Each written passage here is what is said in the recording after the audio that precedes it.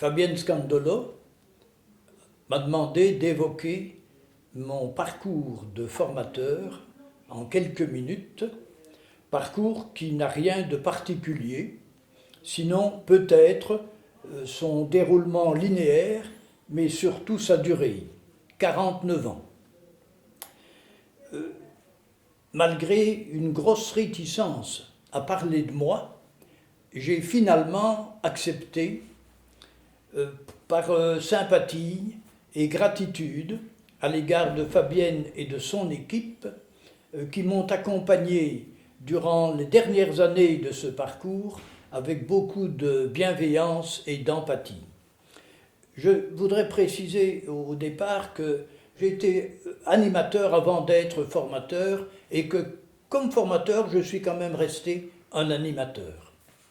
C'est en 1970 que je suis reconnu comme animateur en ciné-club, après une formation d'une semaine, ici à Chimay d'ailleurs, et une séance d'animation d'un ciné-club supervisé par Maurice Moll, qui fut mon formateur avec Guy Grevès et qui ultérieurement sera directeur général. J'ai profité de mon nouveau statut d'animateur provincial pour développer dans ma région, la Botte du Hainaut, des ciné-clubs, mais aussi de nombreux ateliers d'expression manuelle. Il se fait que ces ateliers avaient besoin d'être accompagnés par des animateurs ou animatrices qui devaient venir des grands centres, La Louvière, Charleroi, Mons, ce qui provoquait pour eux de longs déplacements. Et c'est ainsi que Maurice Moll m'a demandé à 2 reprises, en 1976 et en 1982, d'organiser une formation d'animateurs en expression manuelle pour les gens du cru, pour les gens qui n'auraient pas de déplacement ou de longs déplacements à effectuer, ce qui eut lieu. Et j'ai d'ailleurs depuis gardé un contact, un lien entre le secteur et ces différents ateliers que jusqu'à l'an dernier, j'ai visité chaque année pour faire avec eux l'évaluation de leur année et la programmation de l'année suivante. Lorsqu'Achille Béchet, qui était directeur général, me demande d'intervenir à l'hôtel de ville de Charleroi, et que je lui demande avec quel film, et qu'il me répond sans film, mon parcours a pris une autre orientation. Je suis devenu animateur en conduite de réunions.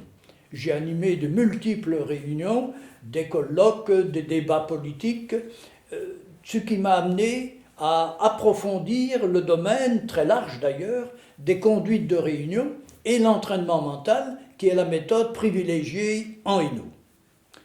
En 1980, je fais partie de l'équipe des formateurs de la formation d'animateurs de groupe, formation annuelle et résidentielle, et j'ai l'opportunité de travailler le projet collectif d'action et l'éducation permanente. En 2006, Yvan Vanez, qui était responsable des animations et des formations, me demande de mettre en place une formation courte d'animateurs qui ont un support technique, afin qu'ils soient plus animateurs que techniciens. Et cette formation va d'ailleurs évoluer vers une formation d'animateurs en expression culturelle.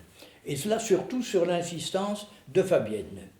Et ce sera un peu la synthèse de mon parcours.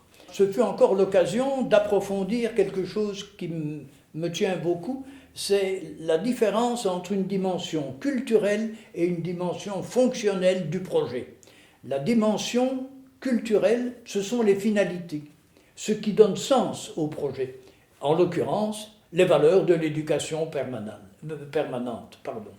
Former des CRAC, des citoyens responsables, actifs, créatifs, critiques et solidaires, ce sont les finalités que nous travaillons, et d'autre part, la dimension fonctionnelle qui s'exprime par des objectifs, c'est-à-dire les résultats concret, évaluable, que les porteurs du projet s'efforcent d'obtenir en fin de processus. Voilà, en quelques minutes, mon parcours. Il a été construit progressivement, à la fois par mon évaluation continue de mes prestations afin de les améliorer, mais aussi par le retour et les apports des différents groupes que j'ai eu le bonheur d'animer ou de former, par l'observation souvent attentive de collègues animateurs ou formateurs et par de nombreuses lectures. Un parcours qui ne me laisse pas indemne, mais dont je garde un excellent souvenir.